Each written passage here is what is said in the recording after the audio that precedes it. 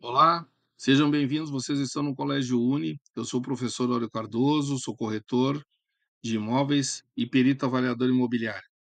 Trago para vocês hoje o componente de desenho arquitetônico, onde veremos aqui os aspectos que envolvem a edificação, os instrumentos de desenho, a regularização do imóvel e outras situações, como, por exemplo, o emprego de materiais na customização do imóvel propriamente dito.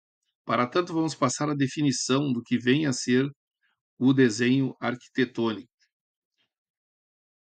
Numa breve definição, podemos dizer que todos aqueles registros gráficos que são produzidos por arquitetos, que estão no CAU, no Conselho dos Arquitetos e Urbanistas, os engenheiros e os técnicos de edificações, juntamente com o topógrafo, que estão no CREA, no Conselho Regional dos Engenheiros e Agrônomos, e outros profissionais, que são os construtores e aqueles que são os proprietários, que estão envolvidos nesse processo.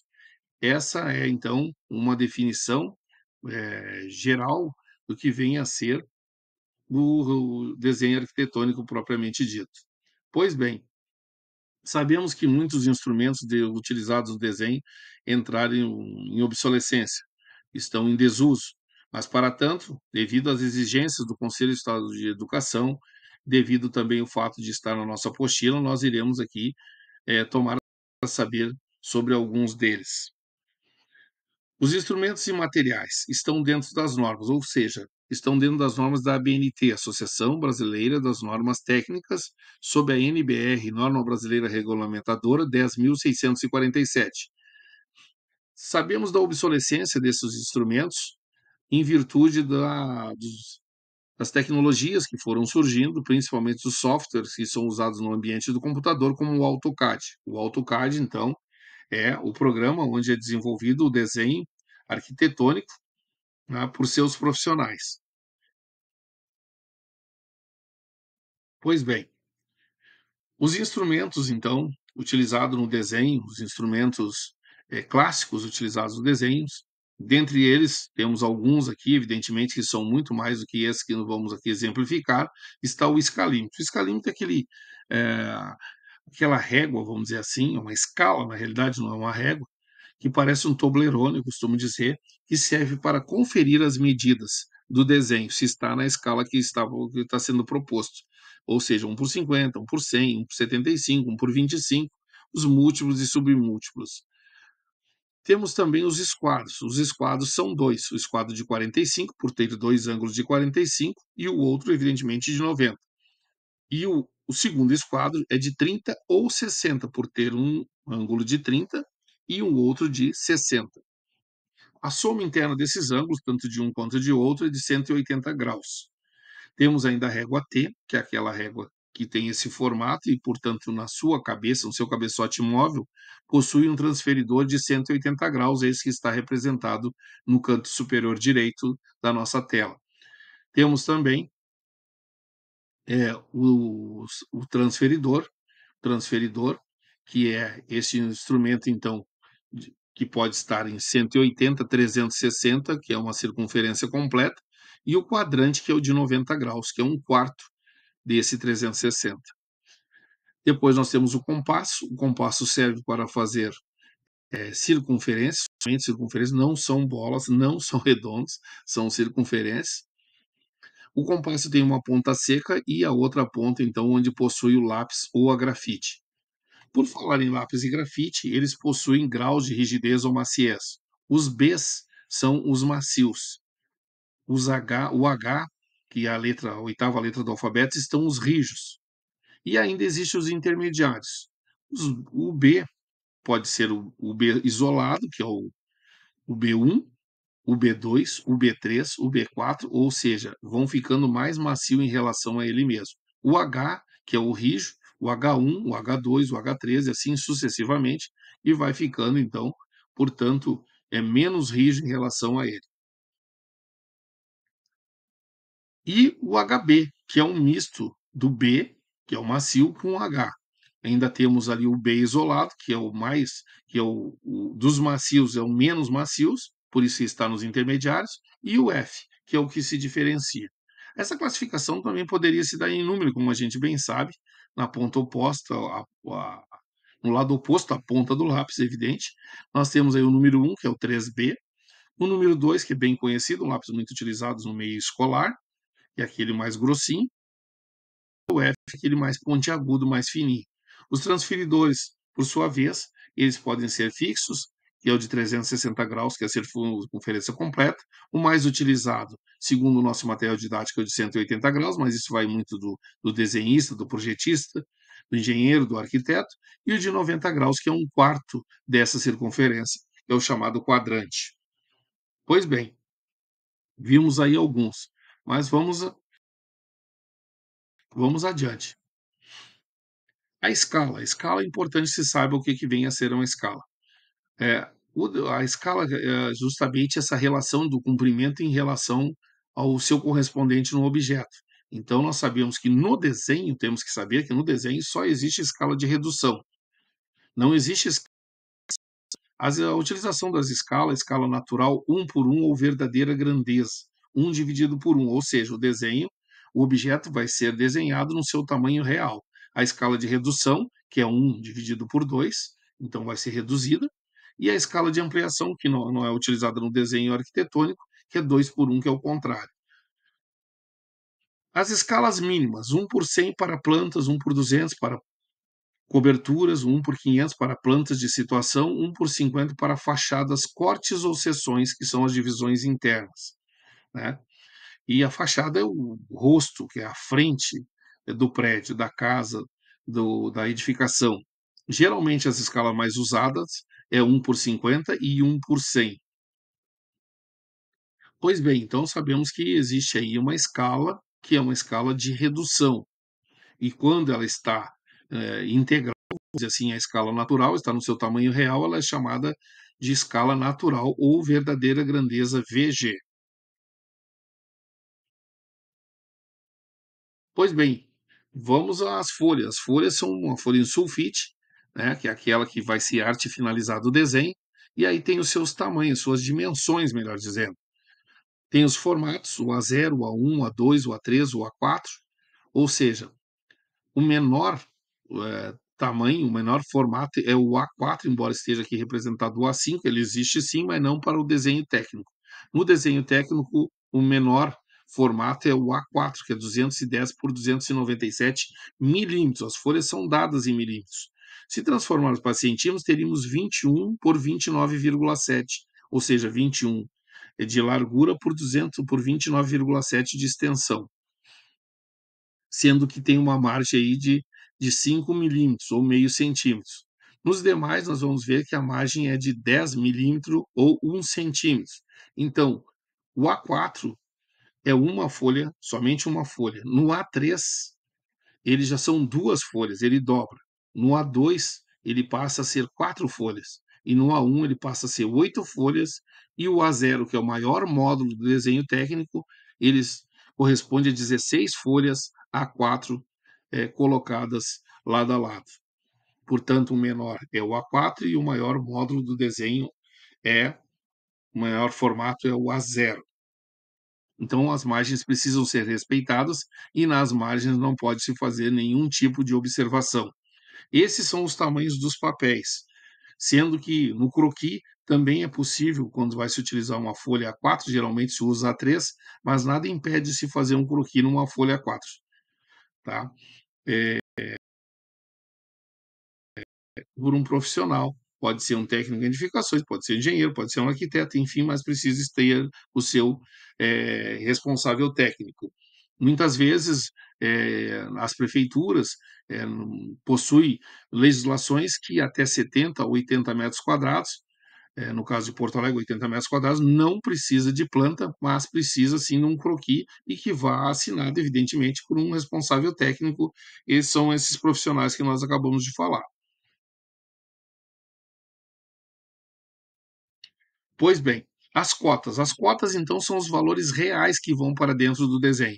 Uma vez colocado o desenho numa escala, representado numa folha sulfite, arte finalizado pela caneta nanquim, que é a caneta preta que vai sobre o lápis ou a grafite, é então colocado as cotas através de linhas, que nas suas extensões tem uma travezinha dizendo que vai de um ponto até outro, ou por setas ou flechas. Setas ou flechas são iguais, vamos dizer assim, tem na sua cabeça, nas suas cabeças, um tracinho dizendo que vai de um ponto a outro, a extensão daquele desenho. As cotas são expressas em milímetros, sendo o símbolo milímetro dispensável.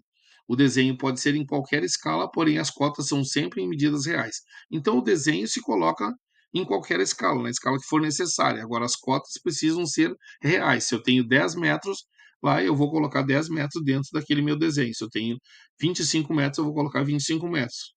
Tá? Então não vai estar sendo o valor real das medidas. Isso é cotar. Pois bem, tipo de escala. Escala numérica, 1/50, isso quer dizer que foi 50 vezes, ela é 50 vezes maior que o denominador. Lê-se 1/1 quando é o tamanho real, é a verdadeira grandeza. A escala de 1/50, ela é maior que a escala 1/100. Por quê? Porque na escala 1/100 foi reduzido 50 vezes e na escala 1/100 foi reduzida 100 vezes.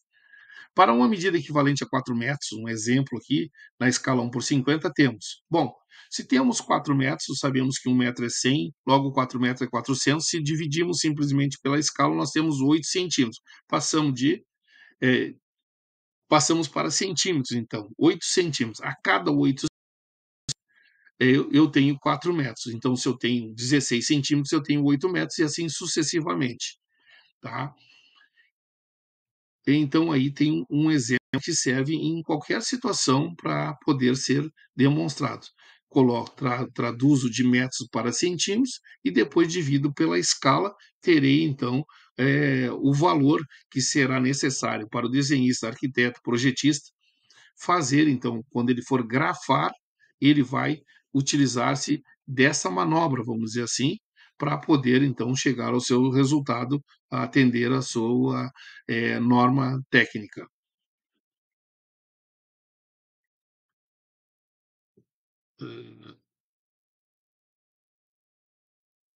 Temos então aí o terreno, o elemento da construção. Existe uma relação entre a casa e o terreno que será construída e entre os demais terrenos. Os seguintes pontos devem ser considerados: a localização, que é o mais importante. O imóvel, o primeiro aspecto que se vê em relação ao imóvel, se observa e se considera, é a localização.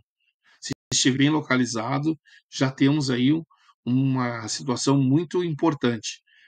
A segunda, as dimensões e formas. Geralmente os terrenos são retangulares, mas existem terrenos quadrados, terrenos triangulares, inclusive. Topografia. A topografia do terreno é muito importante. Geralmente os terrenos precisam ser altos e planos. Planos e baixos são suscetíveis a alagamentos. Mas a topografia é importante quando existe um declive, por exemplo, do fundo para frente, preferencialmente para o escoamento das águas pluviais e cloacais, inclusive. A orientação, extremamente importante, orientação e insolação, para o imóvel esteja orientado a leste, preferencialmente, para que possa ter, então, os cômodos ensolarados e, com isso, evitando que o bolor, inventando mofo, evitando uma série de situações e ainda produzindo uma questão de saúde também, né? Que é importante para o imóvel, para os habitantes do imóvel. O valor do terreno, bom, o terreno ele vai ter o seu valor relacionado a esses aspectos e outros, evidentemente, outras variáveis, né? Então, um terreno bem localizado é aquele terreno que está próximo à prestação de serviço, próximo à escola, próximo ao supermercado, próximo a, os instrumentos como hospitais, como delegacias, como pronto-socorro, como outras atividades que podem se socorrer em algum momento. Pois bem, então, este é o terreno. Então, o melhor terreno, evidentemente, é aquele que possui uma boa topografia, mas, acima de tudo, está próximo à prestação de serviço, sem dúvida. Por falar em topografia, né, já vem da origem grega, onde topo significa lugar e grafo em descrição. Então, descrição do lugar. É uma ciência muito antiga, lá dos egípcios, babilônios, chineses e os sumérios. Todos eles utilizavam, então, da topografia justamente para fazer as curvas de níveis, mas também as suas edificações. Então, uma ciência que trata de forma detalhada uma porção de superfície terrestre. Geralmente é o topógrafo quem faz isso, o levantamento topográfico, que está também no conselho do CREA, Conselho Regional dos Engenheiros e Agrônomos.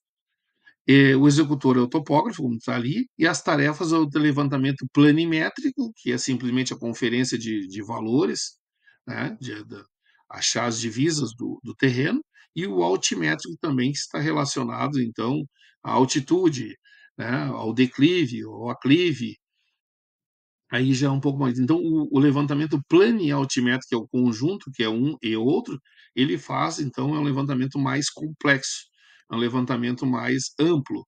Esse é o chamado planialtimétrico.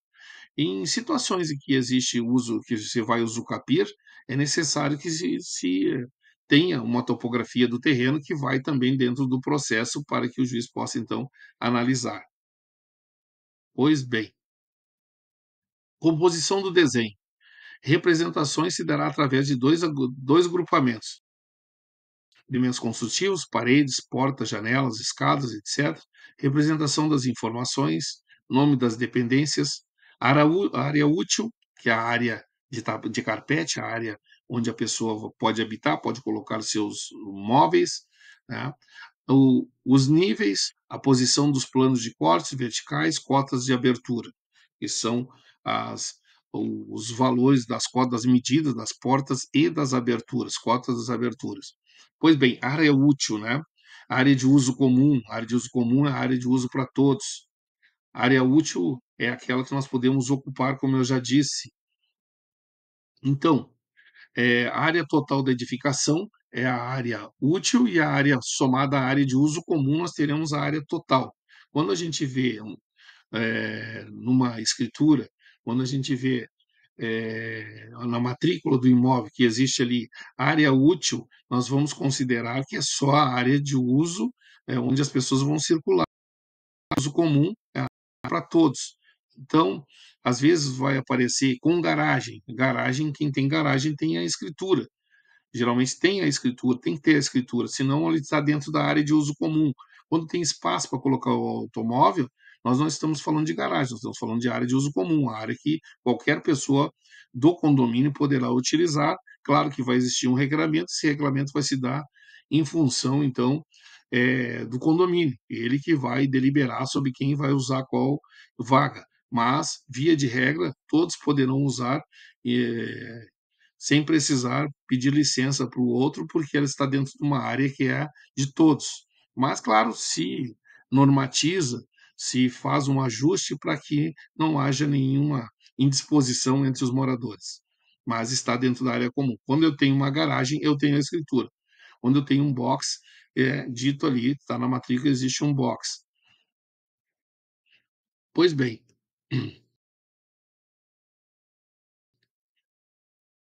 mais adiante, então, a relação dos termos mais usados em arquitetura.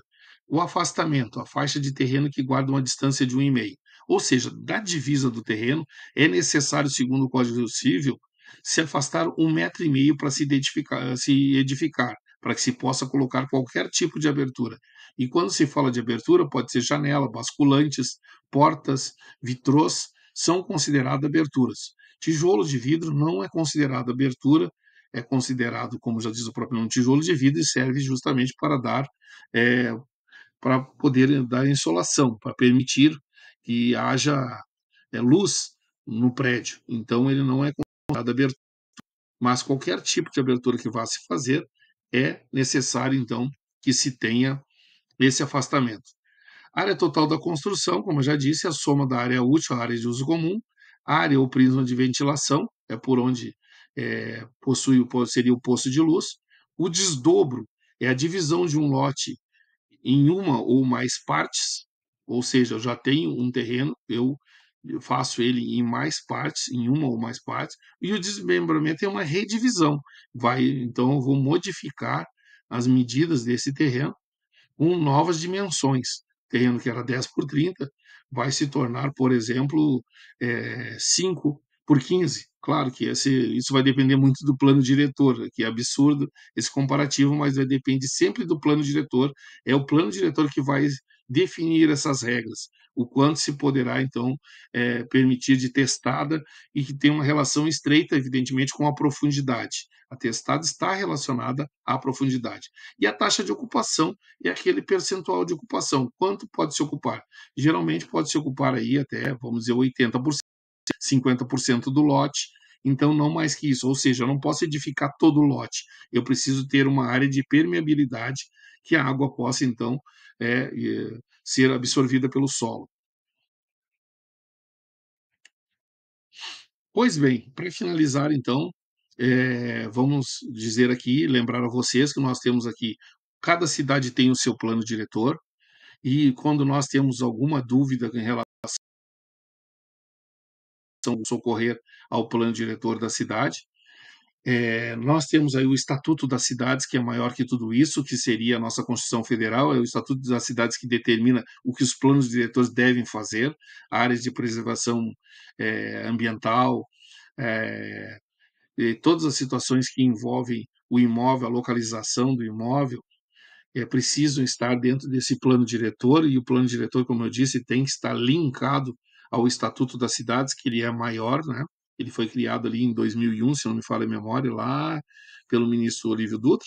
É ele que vai conduzir, vamos dizer assim, as pessoas precisam se balizar por esse Estatuto das Cidades. Então, nós temos sempre que ter em mente que cada dizer o que pode, vai estabelecer as regras, que pode ou não ser construído. É ele que define o regramento daquilo que uma cidade pode determinar como sendo regular construir. Bom, é, dizer para vocês aqui que nosso conteúdo ele foi breve, ele é vamos dizer assim, um conteúdo que não tem a pretensão de divagar sobre arquitetura, mas sim de dar algumas noções e noções gerais do que vem a ser desenho arquitetônico e também da utilização dos materiais, entendimento daquilo que se pode ter dentro do desenho propriamente dito. Desejar a vocês boa sorte e que a gente possa se encontrar noutra ocasião.